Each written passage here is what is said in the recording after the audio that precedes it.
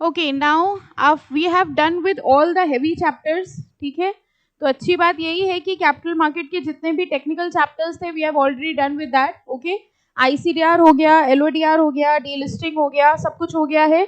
यानी 60 to 70% we have already covered. तो अब हम लोग एक बहुत सिंपल चैप्टर पिकअप कर रहे हैं, securities market intermediary. Old syllabus के पार्ट बी में होगा और न्यू सिलेबस के पार्ट ए में होगा. ओके, मिल गया सबको? चलिए, इस चैप्टर में हम लोग बहुत सिंपल सी बात करने वाले हैं.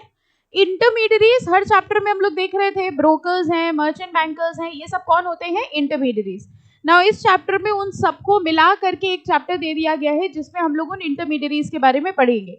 सबसे बेसिक सी बात अगर देखिए तो किसी भी इंटरमीडियरी को कैपिटल मार्केट में काम करने के लिए पहले रजिस्ट्रेशन लेना पड़ता है. किससे? सेबी से. ठीक है, तो देखिए सिक्योरिटीज मार्केट इंटरमीडियरी में ये सारे इंटरमीडियरीज होते हैं और ये इनकी सेपरेट रेगुलेशंस हैं. ठीक है, सेपरेट रेगुलेशंस तो हम लोग को डिटेल में नहीं करनी है, बट ये सिर्फ बता रहे हैं कि ये अलग अलग रेगुलेशंस हैं जो अलग अलग इंटरमीडियरीज के ऊपर लगती हैं. Okay, intermediaries are service providers and are an integral part of any financial system. SEBI regulates the various intermediaries in the primary and secondary market through its regulation for its respective intermediary. कह रहे हैं SEBI ने हर intermediary के लिए separate regulations बना दी हैं. Block पे देखिए लिखा है इन्होंने इंटरमीडियरी के बारे में, एज पर section 11 of the SEBI act it is the duty of SEBI to register and regulate the working of. Register and regulate का मतलब ही समझ में आ गया होगा. जितने भी इंटरमीडियरीज हैं इन सबको पहले रजिस्ट्रेशन लेना पड़ेगा और इनके ऊपर रूल्स एंड रेगुलेशंस लगेंगे जो किसने बनाए होंगे? सेबी ने. अब कौन कौन से इंटरमीडियरीज हैं देखिए, stock broker, share transfer agent, banker, trustee, registrar, merchant banker, underwriter, portfolio manager, investment adviser. I think सबका नाम कहीं कहीं सुना है. पोर्टफोलियो मैनेजर कौन होता है? सुना है? हाँ, पोर्टफोलियो मैनेजर का मतलब समझिए, फॉर एग्जाम्पल हमें 1 लाख रुपए इन्वेस्ट करने हैं. ठीक है, और ये 1 लाख रुपए हमने आपको दे दिया, हमने कहा आप इसको अलग अलग जगह पर हमारा इन्वेस्ट करिए और इतना इतना रिटर्न हमारे लिए जनरेट करिए. पोर्टफोलियो का बेसिक मतलब होता है कलेक्शन, अ बैग. ठीक है, तो पोर्टफोलियो का बेसिक मतलब हो गया हमने आपको 1 लाख दे दिया, अब उस 1 लाख रुपए से आप थोड़ा पैसा इक्विटी में लगाओगे, थोड़ा डेट में लगाओगे, थोड़ा बॉन्ड्स में लगाओगे, हो सकता है थोड़ा आपने गोल्ड में लगा दिया. ये आपने मेरा एक पोर्टफोलियो बना लिया. Okay, and the person who is managing this portfolio is known as a portfolio manager. Okay, तो वो भी एक इंटरमीडियरी की तरह काम करता है. बाकी अभी डिटेल में पढ़ेंगे. Credit rating agencies and such other intermediaries who may be associated with the securities market. The capital market intermediaries are a link between the investor, issuer and the regulator. अब यहाँ पर आइए, देखिए लिखा है ऑब्जेक्टिव्स क्या हैं इंटरमीडियरी के. 2-3 पॉइंट्स पढ़ लो, एग्जाम के लिए वैसे इंपॉर्टेंट नहीं है. To smoothen the process of investment. Obviously investment का या कैपिटल मार्केट का पूरा काम ईजी करने के लिए किसको बनाया गया है? इंटरमीडियरीज को. To establish a link between the investors and the user of fund. क्या बता सकते हो यूजर ऑफ फंड कौन हुआ? फंड देता कौन है? इन्वेस्टर्स. किसको देते हैं? कंपनीज को, कॉर्पोरेट्स को. तो यूजर ऑफ फंड्स कौन हो गए? कॉर्पोरेट्स. तो ये कह रहे हैं कंपनी और इन्वेस्टर्स के बीच में लिंक की तरह एक्ट करते हैं intermediaries. Corporations and government do not market their securities directly to the investors. Instead, they hire the services of market intermediaries to represent them to the investment.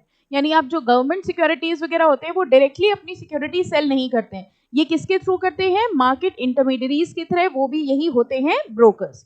तो ये इनके कुछ ऑब्जेक्टिव्स होते हैं. और इसके बाद देखिए ये इन्होंने चार्ट दे दिया कौन कौन से मार्केट इंटरमीडियरीज हैं. ये सब अभी डिटेल में हम लोग रीड करेंगे.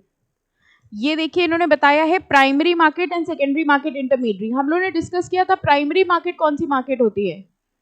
New issue market. जब हम लोग डायरेक्टली पहली बार कंपनी से शेयर खरीदते हैं तो वो कौन सी मार्केट होती है? Primary market. ठीक है, और जब हम ऑलरेडी खरीदा हुआ शेयर खरीदते हैं तो वो कौन सी होती है? Secondary market. देखो प्राइमरी, ये मार्क कर लीजिएगा इंपॉर्टेंट. प्राइमरी मार्केट में देखिए इंटरमीडियरी कौन कौन होते हैं? Merchant banker. अगर आपको याद हो आईसीडीआर में वो पब्लिक इशू मैनेज ही कौन कर रहा था? Merchant banker. Banker to the issue, registrar to an issue, underwriter, debenture trustees. ये सब हम लोगों को तब मिल रहे थे जब हम लोग फर्स्ट टाइम शेयर या डिबेंचर खरीद रहे थे कंपनी से. और अगर हम लोग सेकेंड हैंड खरीद रहे हैं यानी ब्रोकिंग के थ्रू खरीद रहे हैं तो देखिए कौन आएंगे? स्टॉक ब्रोकर, डिपॉजिटरी, ठीक है, एंड शेयर ट्रांसफर एजेंट. तो प्राइमरी मार्केट के इंटरमीडियरीज ये हो गए और सेकेंडरी मार्केट के ये 3. Okay, now securities and exchange board of India intermediaries regulation, इसमें मार्क करिए, यहां पर आ जाइए सीधे, रजिस्ट्रेशन ऑफ इंटरमीडियरीज, यहां से इंपॉर्टेंट मार्क करिएगा। Okay, registration of intermediary, application for registration. Now ये हम लोग ने हर जगह देखा है कि जो भी इंटरमीडियरीज होंगे उनको पहले रजिस्ट्रेशन लेना पड़ेगा, किससे? सेबी से। तो उसी का प्रोसेस बताया है। An application for grant of certificate to act as an intermediary has to be made to SEBI in Form A Schedule 1 with such additional information as may be required. तो जो भी पर्सन एज एन इंटरमीडियरी काम करना चाहता है पहले उसे application देनी पड़ेगी, किसको? सेबी को। कौन से फॉर्म में? फॉर्म नंबर ए में, which is mentioned in schedule 1। आगे देखिए process number 2 is process of application. The stock exchange, clearing corporation, depository or the self-regulatory organization has to examine the eligibility of the applicant in terms of these regulation, relevant regulation, rules, bylaws of the concerned stock exchange and forward the application with the application fees to the SEBI. अब जैसे मान लीजिए किसी depository participant ने कोई application दी, तो depository participant को सारी क्वालिफिकेशन लिए है कि नहीं लिए, ये उस डिपॉजिटरी से पूछेंगे, फिर जाके सेबी उसको सर्टिफिकेट ग्रांट करेगा। ओके, तो सबसे पहले जो भी इंटरमीडियरी है जो एप्लीकेशन देना चाहता है वो सेबी को एप्लीकेशन देगा, सेबी उसकी रेगुलेटरी अथॉरिटी से रूल्स, रेगुलेशंस, बायलॉज चेक करेगा और फिर उसको सर्टिफिकेट ग्रांट करेगा। एडिशनल इंफॉर्मेशन और क्लैरिफिकेशन, अगर सेबी को कुछ एडिशनल इंफॉर्मेशन चाहिए तो वो एडिशनल इंफॉर्मेशन मांग लेगा। द सेबी में require the applicant to furnish further information और clarification regarding the matters relevant to the activity of such an intermediary or which may otherwise be considered necessary by SEBI to consider and dispose the application. फिर verification and inspection, while considering the application, the information furnished by the applicant and its eligibility, the SEBI may, if it so desire, verify the information by physical verification of document, office space, etc. मतलब इन्होंने आपसे documents तो मंगवा लिए थे कि आपकी qualification क्या है, एलिजिबिलिटी क्या है, स्पेस कितना है, इंफ्रास्ट्रक्चर कितना है। अगर सेबी चाहे तो आपका फिजिकल वेरिफिकेशन भी करवा सकता है और ये सब कुछ चेक होने के बाद फाइनली सेबी क्या करेगा? सर्टिफिकेट ऑफ रजिस्ट्रेशन ग्रांट कर देगा। ओके, देखिए वही पॉइंट है, कंसिडरेशन ऑफ एप्लीकेशन और अगला वाला है रिजेक्शन ऑफ एप्लीकेशन। ठीक है, for considering the eligibility of applicant and grant of certificate, the SEBI shall take into account the following matters. देखिए क्या क्या देखेगा? Whether applicant have been in the past refused a certificate, if so the ground of refusal, क्या ऐसा हुआ है कि पहले भी उसने अप्लाई किया था और पहले उसको मना कर दिया गया? ठीक है, अगर ऐसा है तो नेक्स्ट टाइम रजिस्ट्रेशन देने के पहले एक बार सेबी उसको कंसिडर करेगा। Whether applicant or its director, partners, trustee as the case may be have are involved in any pending litigation. Pending litigation मतलब कह रहे हैं वो जी ब्रोकर्स वगैरह हैं क्या, उनके डायरेक्टर्स वगैरह के अगेंस्ट कोई केस पेंडिंग चल रहे हैं। Whether the applicant satisfies the eligibility criteria, whether the grant of certificate is in the interest of investors and whether the grant of certificate is in the interest of development of securities market. अगर ये सारे factors हैं तो सेबी उनको certificate grant कर देगा, otherwise उनकी application को क्या कर दिया जाएगा? रिजेक्ट। तो सिंपल सा प्रोसीजर दिया है बस इन्होंने। ठीक है, an application for grant of certificate which is not complete in all respect, देखिए कब कब रिजेक्ट करेगा?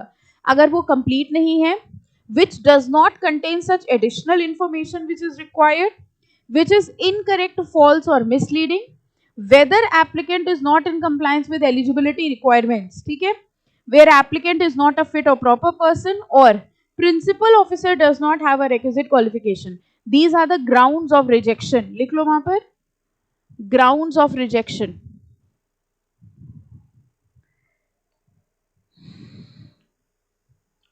ठीक है, इसके बाद हेडिंग देखो क्या लिखी है? Granting of certificate. ये सब कुछ चेक करने के बाद फाइनली क्या हो जाएगा? उनको सर्टिफिकेट ग्रांट कर देंगे। The SEBI on being satisfied that applicant is eligible shall grant the certificate in the form specified in the relevant regulation. बाकी सेम ही है। ये देख लीजिए कंडीशंस ऑफ सर्टिफिकेट, इसको रीड करिए। इन कंडीशंस पे सर्टिफिकेट दिया जाएगा, अगर ये कंडीशंस फुलफिल नहीं होंगी तो सर्टिफिकेट वापस ले लेंगे।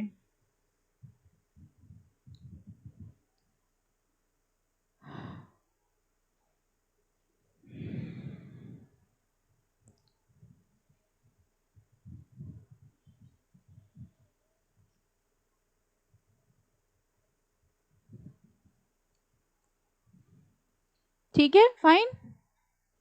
डीम्ड अप्रूवल देखिए क्या चीज है, पढ़िए जरा।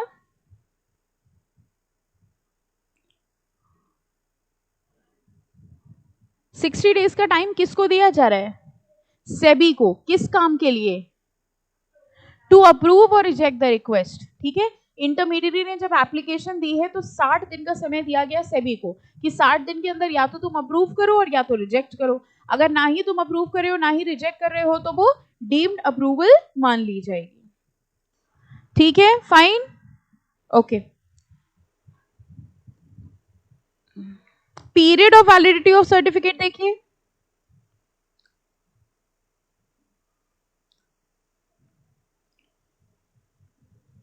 कितना पीरियड है?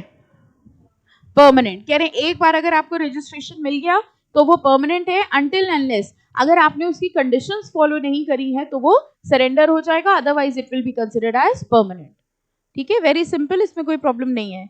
जनरल ऑब्लिगेशन जरा रीड करिए, क्या क्या ऑब्लिगेशंस है इंटरमीडिएट की। ऑब्लिगेशंस मतलब क्या हो गया? ड्यूटीज। ओके, पढ़िए।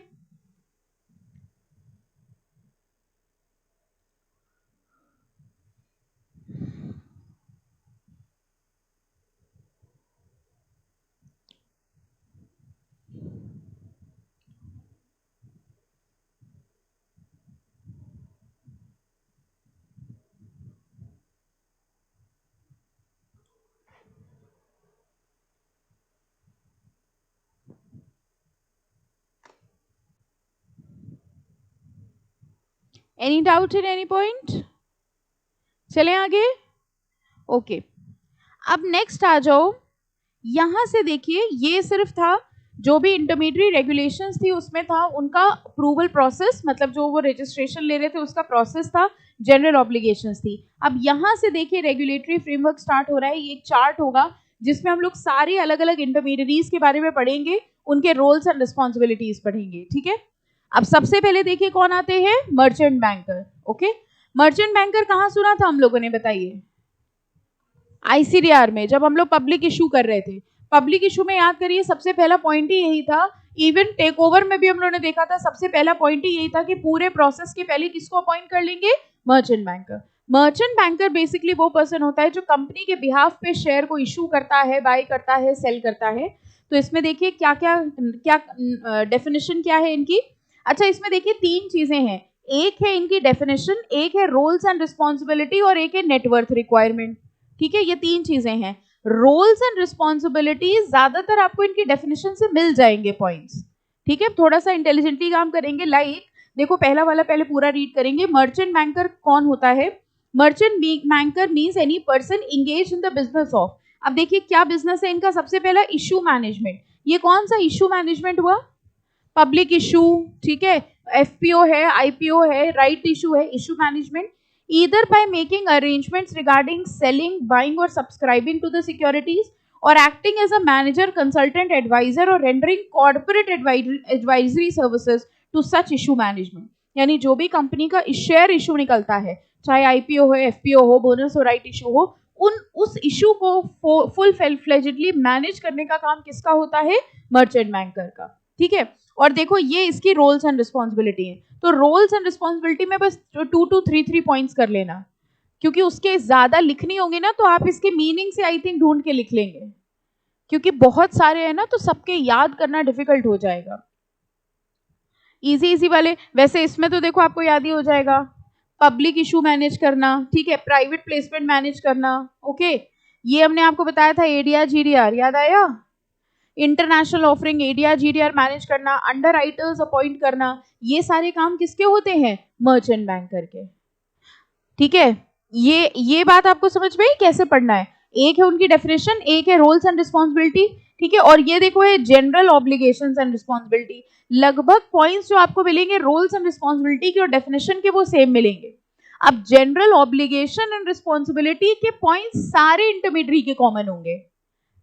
अंडरस्टैंड? मतलब ये हम आपको सिर्फ एक टेक्निक बता रहे हैं याद रखने की।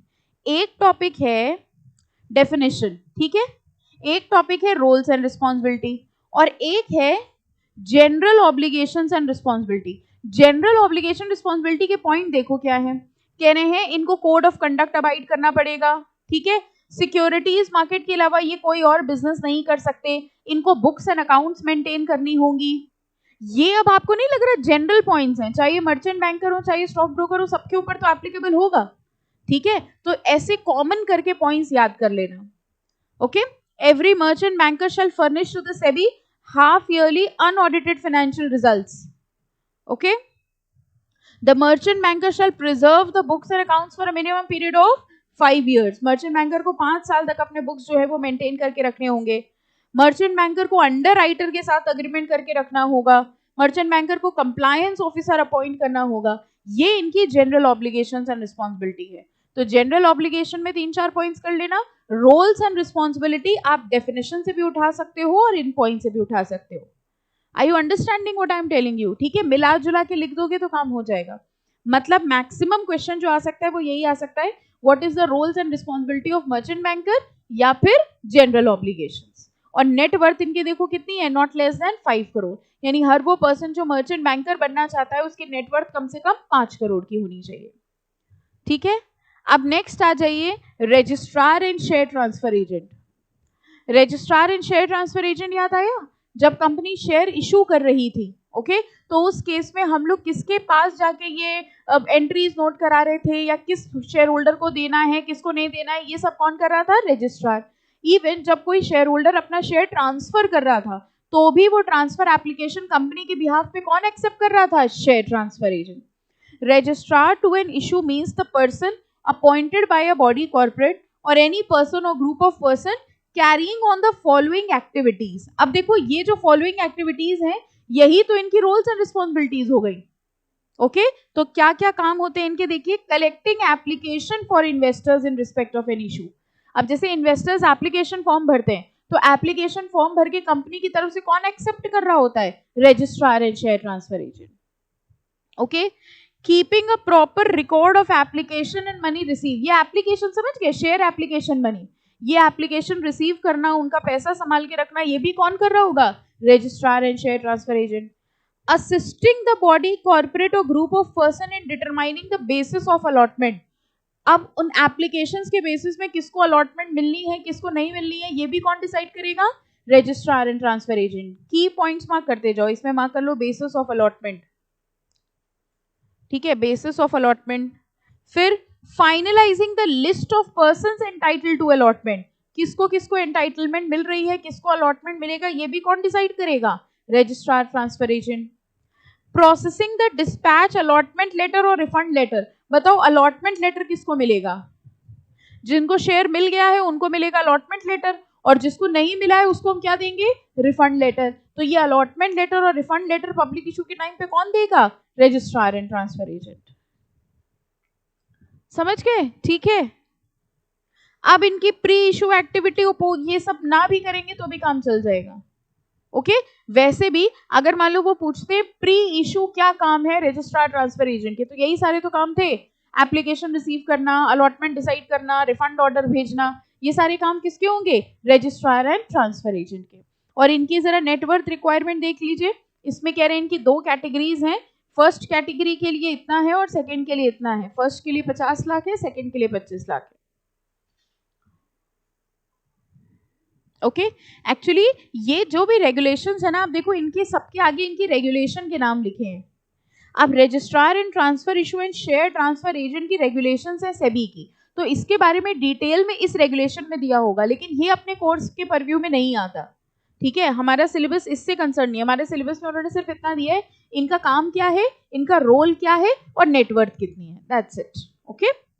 2 पढ़ लिया हम लोगों ने, पहला कौन सा पढ़ा था, मर्चेंट बैंकर, और दूसरा कौन सा था, registrar and share transfer issue. अब देखो रजिस्ट्रार एंड शेयर ट्रांसफर वाले में ही पहला वाला इनका प्री इशू था, ठीक है, रोल्स में। फिर ये देखिए during the issue, during the issue के इनके ये काम है और पोस्ट इशू इनके ये काम है।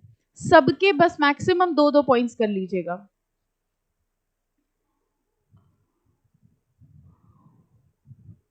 Okay fine.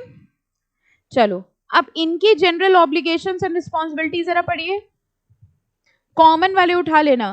पहला वाला देखो भाई, they have to follow the code of conduct. ये जनरल ऑब्लिगेशन एंड रिस्पॉन्सिबिलिटी में कुछ कॉमन पॉइंट्स हम लोग मार्क कर लेते हैं जो आप सब में लिख सकते हैं। पहला वाला क्या लिखेंगे, कि इनके ऊपर जो कोड ऑफ कंडक्ट एप्लीकेबल हो रहा है वो इनको फॉलो करना पड़ेगा. You understand what is a code of conduct? The rules and regulations applicable to them. ठीक है, उसके बाद ये मार्क कर लीजिए, थर्ड वाला मार्क करो, they have to keep and maintain proper books of accounts. एक ये जनरल ऑब्लिगेशन में मार्क कर लीजिए. ठीक है, उसके बाद देखो लिखा है इनको जो बुक्स एंड अकाउंट्स प्रिजर्व करके रखना है, ये कितने साल के लिए? 8 years. जबकि मर्चेंट बैंकर में कितना लिखा था? 5 years के लिए. ओके, और जो बीच में एक पॉइंट छूटा हुआ है वो क्या था देख लीजिए, मार्क ना करना भले ही. कह रहे हैं जो रजिस्ट्रार है he should not be an associate of the body corporate. मतलब वो कंपनी से रिलेटेड पर्सन नहीं होना चाहिए. क्लियर? ओके, तो 2 पॉइंट्स पढ़ लिए हम लोग ने. 2 तरीके के इंटरमीडिएरीज देख लिए. पहले कौन से थे? मर्चेंट बैंकर, और दूसरे कौन से थे? Registrar and share transfer agent. Third आइए बैंकर टू एन इशू. अब जरा सोचो बैंकर टू एन इशू कौन होगा? कंपनी कह रही है ये हमारे बैंक है फॉर द पब्लिक इशू. आज अगर हम आईपीओ निकाल रहे हैं या एफपीओ निकाल रहे हैं तो इस पूरे इशू में पैसे से रिलेटेड जो भी काम होगा, ठीक है, जैसे कहते हैं ना बैंकिंग पार्टनर, कभी सुना है आपने? जैसे एडवर्टाइजमेंट्स वगैरह आते हैं तो हमारे बैंकिंग पार्टनर का मतलब इस पूरे काम के लिए बैंक होगा. लेट्स से हमारा आईसीआईसीआई बैंक. अब जो भी पैसा आ रहा है, जो पैसा रखना है या रिफंड जाना है, वो सब कुछ बैंक के थ्रू होगा. और वो बैंक की तरह कौन एक्ट करेगा? ICICI bank. So ICICI bank will be acting as a banker to the issue. ठीक है, अब जरा सोचिए तो पब्लिक इशू में पैसे का काम कहाँ कहाँ हो रहा होगा? सबसे पहले तो जब एप्लीकेशंस रिसीव हुई होंगी, ठीक है, जब एप्लीकेशन रिसीव हुई होगी तो पैसा रिसीव हो गया होगा. फिर जब अलॉटमेंट हुई होगी तो रिफंड देना होगा, तब हमने पैसा दिया होगा. तो ये पूरा पैसे का काम कौन कर रहा होगा? Banker to an issue. तो देखिए banker to an issue means a scheduled bank or such other banking company as may be specified by SEBI from time to time. जरा देखो इनके काम क्या हैं. अब यही काम इनके रोल्स एंड रिस्पॉन्सिबिलिटी बन जाएंगे. ठीक है, देखिए acceptance of application money. I hope no doubt application money receive करते हैं ये. एक्सेप्टेंस ऑफ अलॉटमेंट और call money. What is this? पैसा कॉल्स में मंगवाया जाता है ना कि एप्लीकेशन में 5 रुपए, फिर 3 रुपए दो, फिर 2 रुपए दो. ये हर बार चाहे एप्लीकेशन में पैसा आ रहा हो, चाहे फर्स्ट कॉल में, चाहे सेकंड कॉल में, ये जो पैसा आ रहा है ये अल्टीमेटली किसके पास आएगा? बैंकर टू द इशू के पास. थर्ड बताओ क्या है? Refund of application money. पैसे से रिलेटेड जो भी काम होगा वो कौन कर रहा होगा? Banker to the issue. ठीक है, फाइन. पेमेंट ऑफ डिविडेंड और interest foreign. Again company dividend बांट रही है तो डिविडेंड भी किसके थ्रू बांटेगी? अपने बैंक के थ्रू. ये सारे काम किसके होते हैं? Banker to the issue. अब इसके बाद अगर आप ये वाला पोर्शन ना भी पढ़ना चाहें तो भी आपका काम हो गया. ठीक है, क्योंकि इसी से रोल हमको समझ में आ गया. ओके, अब देखो डैश लिखा है इन्होंने नेटवर्थ रिक्वायरमेंट में, क्योंकि बैंक की नेटवर्थ थोड़ी ना डिटरमाइन करेंगे, बैंक तो खुद ही अपने आप में एक बड़ी एंटिटी है. ओके, इनकी जनरल ऑब्लिगेशंस देखिए, ये कॉमन पॉइंट मिल गया, maintain books of accounts and record. ठीक है, हाँ, उसके बाद है banker to an issue shall furnish the information to SEBI when required. जब जब सेबी इनसे इंफॉर्मेशन मांगेगी तब तक वो इंफॉर्मेशन हमको प्रोवाइड करवानी होगी. ओके, ये देखो ये वाला point, every banker to an issue shall abide by the code of conduct. Okay, तो कॉमन पॉइंट्स मिल जाएंगे. Every banker to an issue shall appoint a compliance officer, ये भी ठीक है. ओके, तो यही 3-4 पॉइंट्स याद कर लीजिएगा, जनरल ऑब्लिगेशंस में हो जाएगा काम. कितने पढ़ लिए इंटरमीडिएरीज? 3 हो गए. पहला कौन सा था? मर्चेंट बैंकर, फिर share transfer agent, and third was banker to an issue. ये तीनों रिलेटेड थे समवेयर रिलेटिंग टू आईपीओस. ठीक है, अब देखो अगला आता है डिबेंचर ट्रस्टी. डिबेंचर ट्रस्टी का मतलब समझिए. डिबेंचर ट्रस्टी आपको इतना तो समझ में आ रहा होगा कि जब हम लोग कंपनी के डिबेंचर्स लेते हैं, डिबेंचर क्या होते हैं ये सब क्लियर है ना? ओके, जब हम कंपनी के डिबेंचर लेते हैं तो जिस भी पर्सन ने कंपनी का डिबेंचर लिया है, एक तरह से देखा जाए उसने कंपनी को लोन दिया है, and after some point of time company उसका वो पैसा इंटरेस्ट के साथ वापस कर देगी. यही तो होता है डिबेंचर. नाउ कई बार ऐसा भी हो सकता है कि कंपनी ने पैसा ले लिया डिबेंचर होल्डर से, लेकिन उनको वो पैसा वापस नहीं किया. ओके, अब कंपनी अपने एसेट्स का प्रॉपर यूज कर रही है कि नहीं, कंपनी उस पैसे को सही से यूज कर रही है कि नहीं, ताकि वक्त आने पे वो डिवेंचर होल्डर्स को पैसा वापस कर सके। इन सबको मैनेज करने के लिए बीच में एक न्यूट्रल पर्सन को अपॉइंट कर देते हैं। वो न्यूट्रल पर्सन कौन होता है? ट्रस्टी। अब नाम से समझो, डिवेंचर ट्रस्टी। डिवेंचर ट्रस्टी का मतलब ही यही हो गया, वो किसके बेनिफिट के लिए बैठा है बताओ? डिवेंचर होल्डर्स के। वो ये देखने के लिए बैठा है कि कंपनी कहीं से भी डिवेंचर होल्डर्स के साथ कुछ गलत ना करे। तो देखिए, debenture trustee means a trustee appointed in respect of any issue of debentures of a body corporate. Any doubt? ठीक है, अब ड्यूटीज पढ़िए जरा इनकी। सनी बेटा ये फैन बंद कर दो।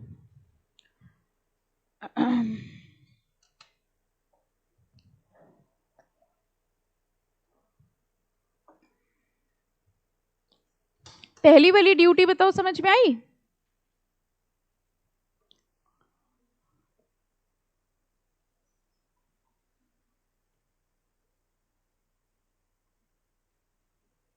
फर्स्ट ड्यूटी समझ में आई? कह रहे डिबेंचर ट्रस्टी को ये देखना है दैट द प्रोस्पेक्टस और letter of offer does not contain any matter which is inconsistent with the terms of issue of debenture. कह रहे प्रोस्पेक्टस में कहीं कोई ऐसा मैटर तो नहीं लिखा है जो डिबेंचर होल्डर्स के अगेंस्ट हो। इनकंसिस्टेंट हो मतलब which is not following the debentures, okay, which is not in the favour of debenture. Second, satisfy itself that the covenants, covenants का मतलब होता है क्लॉज, जो ट्रस्ट डीड बनती है ना उसके clauses. covenant in the trust deed are not prejudicial to the interest of debenture holder। इनको ये भी देखना होता है कि जिन टर्म्स एंड कंडीशंस को ट्रस्ट डीड में लिखा गया है वो टर्म्स एंड कंडीशंस कहीं डिबेंचर होल्डर के अगेंस्ट तो नहीं है। Okay, call for a periodical status of performance report from issuer company within 7 days of relevant board meeting or 45 days of respective quarter whichever is earlier। ये time to time company से भी information लेती रहती हैं क्योंकि ये company की performance जानना चाहते हैं। अगर कंपनी की परफॉर्मेंस अच्छी होगी तभी तो वो डिबेंचर होल्डर्स का पैसा वापस दे पाएंगे। तो ये भी इनका काम है ये देखना कि कंपनी जो है वो प्रॉपरली परफॉर्म कर रही हो। और इनकी जरा नेटवर्थ देखिए, नॉट लेस देन 10 करोड़। ये याद करने वाला चैप्टर ज्यादा है, समझने वाला कम है। ठीक है, बस 2-3 पॉइंट्स इसमें भी कर लीजिएगा। इसके बाद नेक्स्ट आइए, देखिए कितने सारे हैं डिबेंचर ट्रस्टी के। इसके बाद नेक्स्ट आइए, कौन सा होता है? Stock broker. अब ये प्राइमरी मार्केट का है कि सेकेंडरी मार्केट का? सेकेंडरी मार्केट का। Now a stock broker means a person having trading rights in any recognised stock exchange and includes a trading member. Stock broker आपको पता है वो पर्सन होता है जिसके बिहाफ पे या जो ऑर्डर्स लेके बाइंग एंड सेलिंग करता है स्टॉक मार्केट में। Okay, a stock broker plays a very important role in the secondary market, helping both the seller and the buyer to enter into transaction. The buyer and seller may be either a broker or a client। broker और a client का मतलब समझे क्या हुआ? Broker client के behalf पे भी buying and selling कर सकता है और खुद के लिए भी बाइंग एंड सेलिंग कर सकता है। खुद के लिए समझ के, for example mister Ram is the broker. अब मिस्टर राम जो है किसी और के लिए शेयर्स की खरीद बेच भी कर सकते हैं और खुद भी कर सकते हैं। Okay, when executing an order the stock broker may on behalf of his client buy or sell securities from his own account as a principal or act as an agent. तो या तो वो इंस्ट्रक्शन लेके instruction पे buying and selling करेगा या तो वो खुद ही अपने बिहाफ पे बाइंग एंड सेलिंग कर सकता है। Okay fine. आगे देखिए, जनरल ऑब्लिगेशंस इनकी क्या हैं? फर्स्ट पॉइंट देखिए, proper books and accounts and records maintain करने हैं। इनको बुक्स एंड रिकॉर्ड्स कितने समय तक मेंटेन करनी है? 5 इयर्स। और किसकी थी 5 इयर्स की? मर्चेंट बैंकर की। Every stockbroker acting as an underwriter shall not derive any direct or indirect benefit from underwriting। कई बार यही जो ब्रोकर्स होते हैं इनको अंडरराइटर की तरह भी अपॉइंट कर दिया जाता है। तो ये कह रहे हैं एज एन अंडरराइटर आप कोई डायरेक्ट इनडायरेक्ट बेनिफिट ना उठाएं। ये वाला पॉइंट देखिए common, every stock broker shall appoint a compliance officer who shall be responsible for monitoring the compliance of the act. Okay, any doubt? 6th 5 हो गए। कौन कौन से 5 हुए थे? Merchant banker, registrar agent, banker to the issue, debenture trustee and stock broker. अब देखो आते हैं पोर्टफोलियो मैनेजर। इन्हीं के बारे में हम आपको बता रहे थे। पोर्टफोलियो मैनेजर का मतलब ही होता है you are managing my entire investment. देखो एक तरीका ये होता है कि हमने सब जगह पैसा लगाया अलग अलग जगह, अब हमारे पास उतनी एक्सपर्टाइज नहीं है कि हम डिसाइड करें कहाँ लगाना चाहिए कहाँ नहीं लगाना चाहिए, तो हमने एक ऐसे नॉलेजेबल पर्सन को पूरा पैसा दे दिया और उससे ये कहा तुम मेरा पोर्टफोलियो मैनेज करो, ठीक है, portfolio means that collection of funds, तुम मेरा पोर्टफोलियो मैनेज करो, तुम डिसाइड करो कहाँ लगाना है कहाँ नहीं लगाना है, कहाँ से विड्रॉ करना है। ऐसा पर्सन जो मेरी इन्वेस्टमेंट मैनेज कर रहा है बदले में हमको रिटर्न्स देगा और अपनी इन सर्विसेज के लिए हमसे फीस लेगा, उसको हम लोग क्या कहते हैं, portfolio manager. Portfolio manager means a body corporate which pursuant to a contract with a client advises or direct or undertake on behalf of client management and administration of portfolio of securities, ठीक है, तो जो भी shares हैं securities हैं उनके group को manage कर रहा है किसके एडवाइस पर, क्लाइंट की एडवाइस पर। देखिए ये लाइन लिखी है, अगली line, portfolio manager plays a pivotal role in deciding best investment plan for an individual as per his income, मतलब आपने अपनी इनकम बता दी कि भाई हमारे पास इतना फंड है, उस हिसाब से बेस्ट ऑप्शन क्या होगा, कहां कहां पैसा लगाना चाहिए, ये चीज कौन डिसाइड करेगा, पोर्टफोलियो मैनेजर,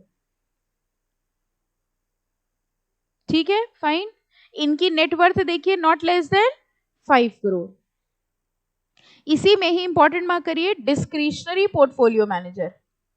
अब देखिए दो तरीके का पोर्टफोलियो मैनेजमेंट होता है, ठीक है, एक हो गया अंडरस्टैंड करना, एक हो गया कि हमने आपको तो दे दिया फंड लेकिन आप जो भी करोगे वो हमसे पूछ पूछ के करोगे, ठीक है, हमने आपसे कहा कि 1 लाख रुपीज हम आपको दे रहे हैं, अब ये आपके ऊपर है आप इसको कहाँ लगाओ कहाँ ना लगाओ कैसे करो, बट हमसे पूछ पूछ के लगाना, ठीक है। अब मान लीजिए पोर्टफोलियो मैनेजर को लगता है कि बहुत अच्छी अपॉर्चुनिटी आई है तो वो पहले अपने क्लाइंट से पूछेगा कि हम यहाँ पर लगाएं कि ना लगाएं, उसके इंस्ट्रक्शंस के हिसाब से काम करेगा। लेकिन डिस्क्रिशनरी पोर्टफोलियो मैनेजर सोचो कौन हुआ, डिस्क्रिशन मतलब मर्जी, हमने तुम्हें 1 लाख रुपए दे दिया और हमने कहा हमें इतना % रिटर्न दे देना, अब इसको कहाँ लगाना है कैसे लगाना है कितना लगाना है ये सब तुम डिसाइड करो। तो वो पोर्टफोलियो मैनेजर जो अपने हिसाब से काम करता है अपनी डिस्क्रिशन पे अपनी मर्जी पर, वो कौन होता है, discretionary portfolio manager.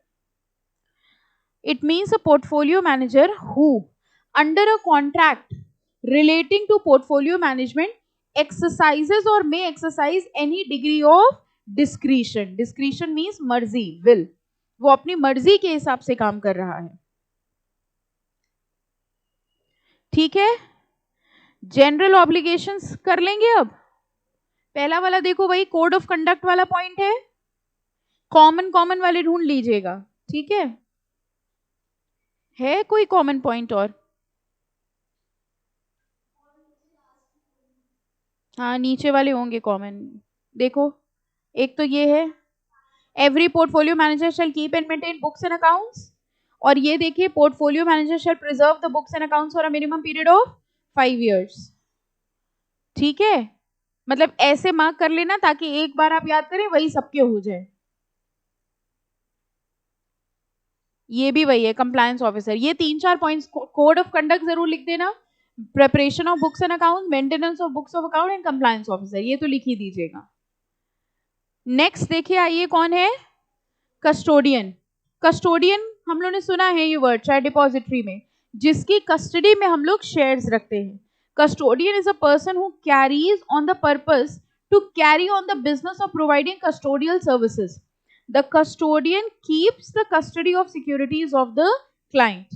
The custodian also provides incidental services such as maintaining the account of securities of the client, collecting the benefits of right and client in respect of securities. तो custodian की roles देखिए क्या है, administration and protecting the assets of the client, open a separate custody account and deposit account in the name of client, recording of assets and conduct registration of securities. तो जो भी हमारे पास assets है या securities हैं उन सबको हम जिसके पास रखवाते हैं वो कौन होता है, कस्टोडियन। और इसकी नेटवर्थ देखिए 50 करोड़। आपको नहीं लग रहा जिसके पास सामान रखवाया जा रहा है उसकी नेटवर्थ और ज्यादा होनी चाहिए, ओके क्यों, क्योंकि उसकी क्रेडिट वर्दीनेस ज्यादा होनी चाहिए कि वो हमारा सामान लेके ना चला जाए, ओके इसलिए इसकी नेटवर्थ रिक्वायरमेंट होगी 50 करोड़। जनरल ऑब्लिगेशंस कर लेंगे अब, ओके नेक्स्ट आओ इन्वेस्टमेंट एडवाइजर। बताइए नाम से क्या समझ में आ रहा है, वेरी सिंपल, वैसे तो इन्वेस्टमेंट एडवाइजर हर कोई है हमारे यहाँ, है ना? अगर आप किसी से भी पूछे तो इन्वेस्टमेंट एडवाइस सबके पास होती है, specially the people who are dealing in the stock market. ठीक है, जो पर्सन भी स्टॉक मार्केट में पैसा लगा रहा है वो आपको एडवाइस बहुत अच्छी दे देगा, यहाँ लगाओ, हाँ हमसे पूछो हम बताएं।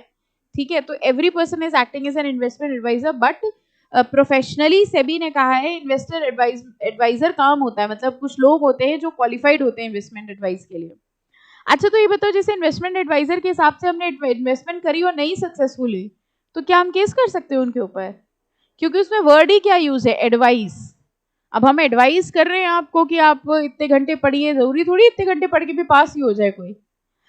देखो पढ़ो, investment adviser means any person who for consideration is engaged in the business of providing investment. अच्छा, ये इसने पहले क्लियर कर दिया कि हम अपनी एडवाइस फ्री में नहीं देंगे, पैसे लेंगे। is engaged in the business of providing investment advice to clients or other person or group of person and includes any person who holds out himself as an investment advisor। बगल में देखिए लिखा है इन्वेस्टमेंट एडवाइस का मतलब क्या हुआ। It means advice relating to investing, purchasing, selling or otherwise dealing in the securities. Okay, इनकी जरा नेटवर्थ रिक्वायरमेंट पढ़िए।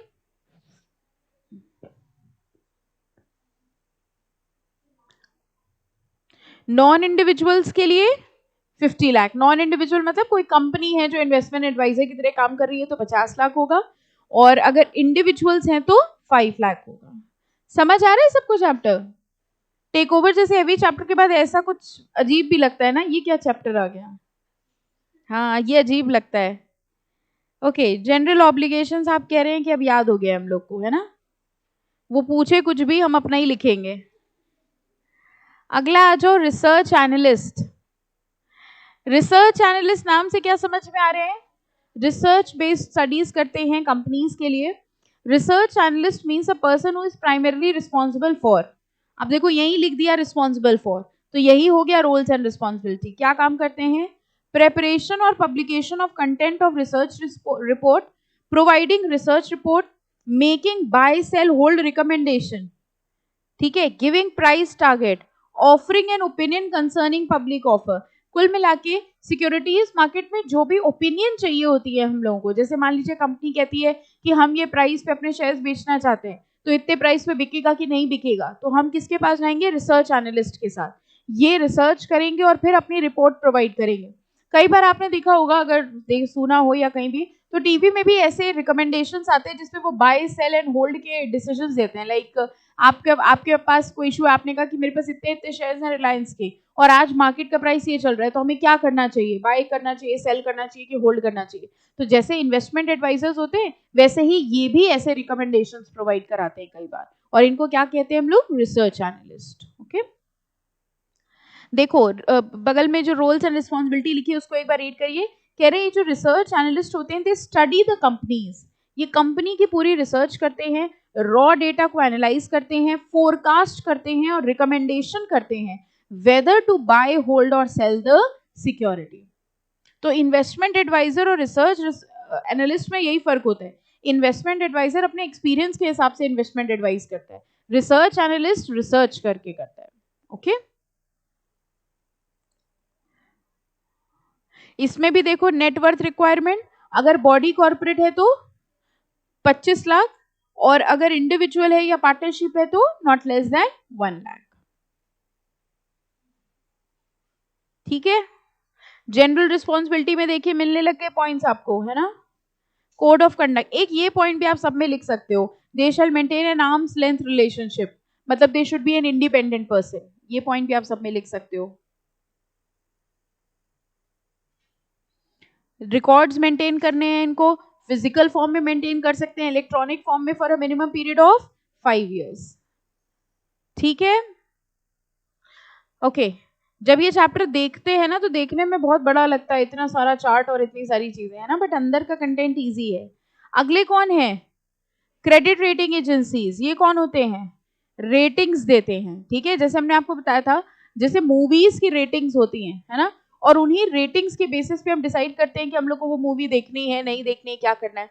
बिल्कुल वैसे ही क्रेडिट रेटिंग एजेंसीज होती हैं। अब जैसे मान लीजिए कोई कंपनी अपना पब्लिक इशू निकालने वाली है, इन्वेस्टर्स को समझ नहीं आता इन्वेस्टर को ये समझ नहीं आता कि हम इस कंपनी के शेयर्स में इन्वेस्टमेंट करें कि ना करें, ठीक है। तो ये जो कंपनीज होती है ये क्या, जैसे हमने इसका एक वर्ड अगर आपने सुना होगा आईपीओ ग्रेडिंग, ये वर्ड आया था, बिल्कुल वैसे ही कोई भी कंपनी जो अपने शेयर या डिबेंचर लॉन्च करती है वो पहले उसकी क्रेडिट रेटिंग करवा लेती है। अब मान लो क्रेडिट रेटिंग ने उसको एक रेटिंग दे दी A+ या A-, इससे पता चल जाता है कि ये कंपनी कैसी है और इसमें पैसा लगाना चाहिए या नहीं लगाना चाहिए। तो एक तरह से कंपनीज इसको एडवर्टाइजमेंट की तरह भी यूज कर लेती हैं कि देखो हमको क्रेडिट रेटिंग एजेंसी ने A+ दिया हुआ है, ओके। तो ये क्रेडिट रेटिंग एजेंसी देखिए क्या काम करती है। Credit rating agency means a body corporate which is engaged or proposed to be engaged in the business of rating of securities that are listed or proposed to be listed on a stock exchange. कह रहे हैं बगल में देखिए लिखा है it acts as a role of investor protection and also benefits industry as a whole in terms of direct mobilization of savings from individual. और इनकी खुद की नेटवर्थ देखिए कितनी होनी चाहिए, 25 करोड़। कभी अगर आप इनके एडवर्टाइजमेंट देखें ना, जो कंपनीज अपने डिबेंचर्स या पब्लिक इशू लॉन्च करते हैं उसमें लिखा रहता है AA या A+, ये क्रेडिट रेटिंग एजेंसीज होती है। Have you ever heard about any credit rating agency? CRISIL का नाम सुना है कभी? नहीं सुना है। आइक्रा सुना है? ICRA सुना है? नहीं सुना है। अच्छा, तो इंडिया की नहीं सुनी तो बाहर की क्या ही सुनी होंगी। मूडी सुना है? मूडी नहीं। फिश मतलब मछली नहीं, FIT। अच्छा, स्टैंडर्ड एंड पुअर तो सुना होगा, S&P नहीं, सब इग्नोर कर दो।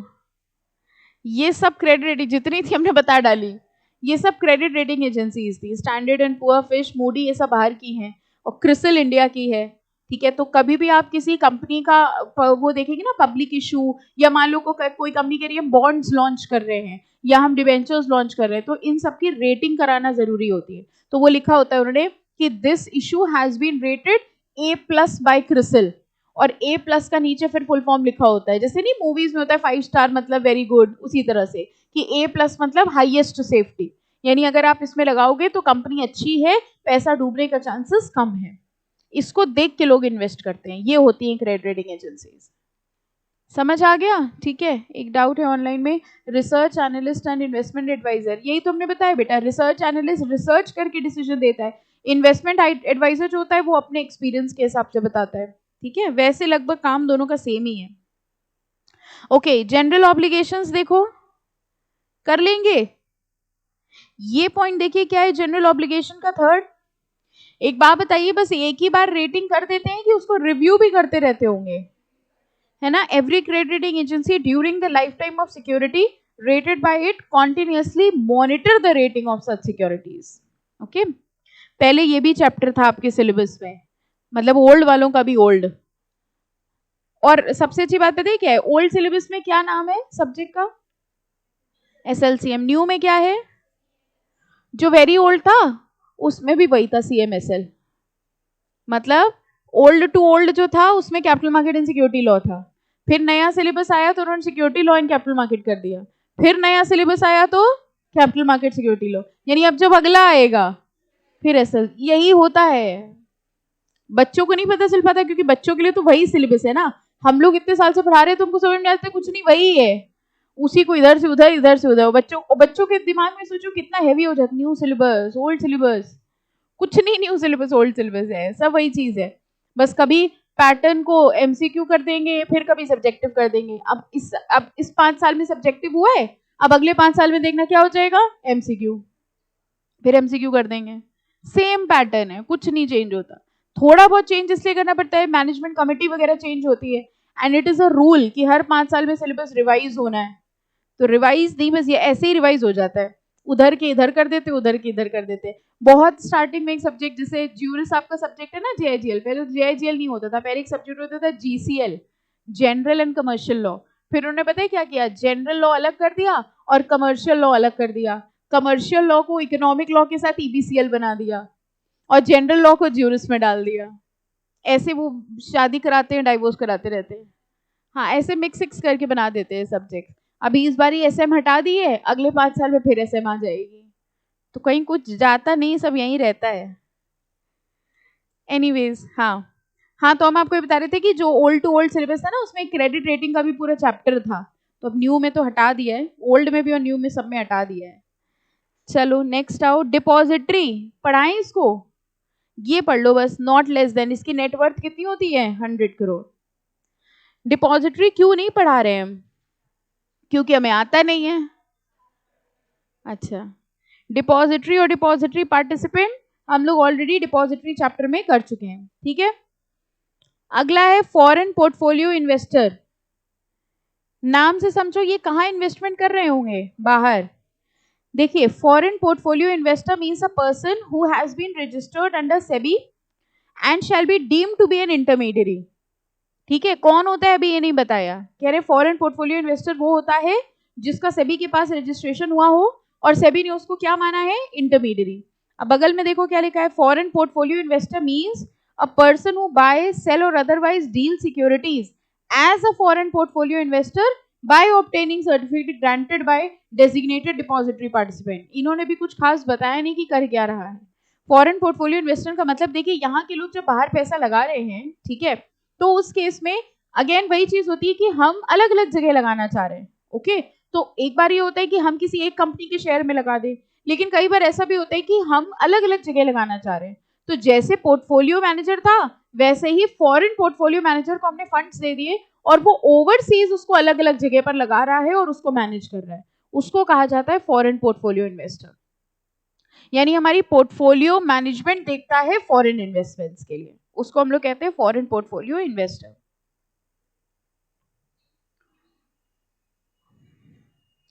कोड ऑफ कंडक्ट, ठीक है, छोड़ दे, पढ़ लेना कोड ऑफ कंडक्ट, इसका 3-4 पॉइंट्स।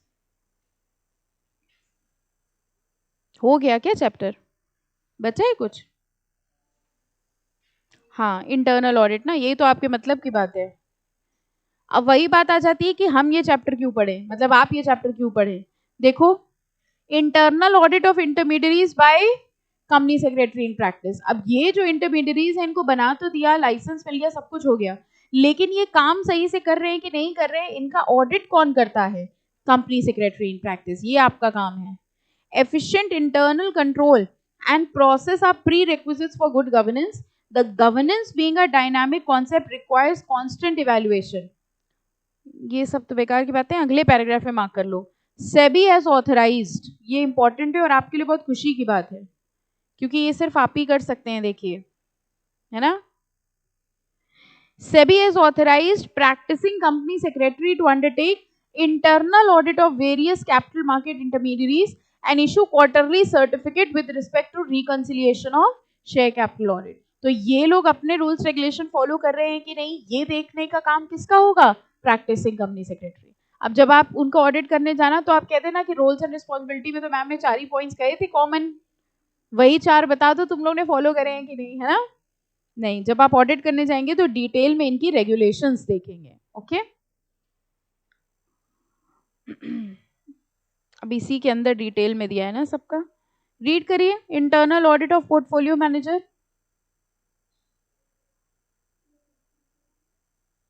ओल्ड में नहीं है ना, मैं लग रहा था नहीं है। Practising company secretary is authorise for, पढ़ लीजिए, आपके मतलब का है, सीएस तो आप भी बनोगे ना, ये थोड़ी बोलोगे कि ओल्ड सिलेबस के सीएस हैं हम। Practising company secretary is authorise for conducting internal audit of portfolio manager. Okay, ये रिपोर्ट आपको साल में 2 बार सबमिट करनी होती है, 31 मार्च एंड 30 सितंबर। ओके, बस इतना इतना मार्क कर लेना। स्टॉक ब्रोकर ट्रेडिंग मेंबर का इंटरनल ऑडिट आपको करना है। Practising CS are authorised to carry out internal audit. इसमें आपको चेक क्या करना होगा? Current securities contract regulation act, stock broker regulation, KYC requirement पूरी है कि नहीं, ये सब चेक करना होगा स्टॉक ब्रोकर के इंटरनल ऑडिट में। ये टॉपिक क्या है, समझ आ गया ना। अब अगर आप सीआरए यानी क्रेडिट रेटिंग एजेंसी का इंटरनल ऑडिट करने जा रहे हैं तो देखिए क्या करना होगा। हाफ ईयरली ऑडिट होगा, report to be submitted within 2 months of the half year, यानी 6-6 महीने में इनका ऑडिट होगा और 6 महीने खत्म होने के 2-2 महीने में आपको इसकी रिपोर्ट सबमिट करनी होगी। Compliance audit of an investment adviser, yearly audit होगा इनका to check with the requirements of investment adviser regulations have been complied with. The same is with research analyst. और आखिरी वाला रीड कर लो, internal audit of registrar and share transfer agent.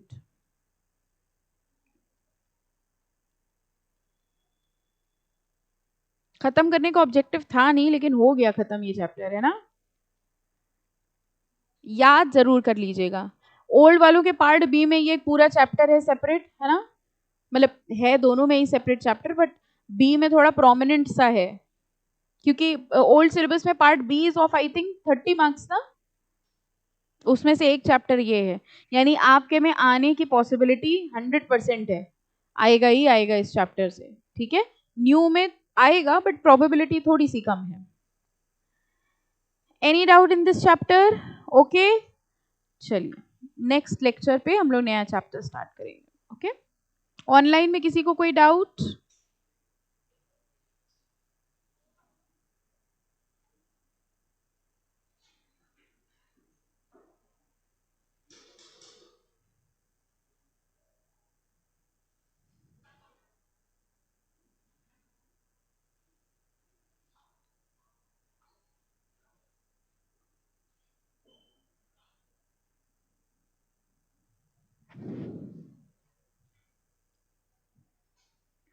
रुको हम लगा रहे हैं, कहाँ से जाना था, इसको बंद कर देना पहले, रुको रिकॉर्डिंग तो बंद करें।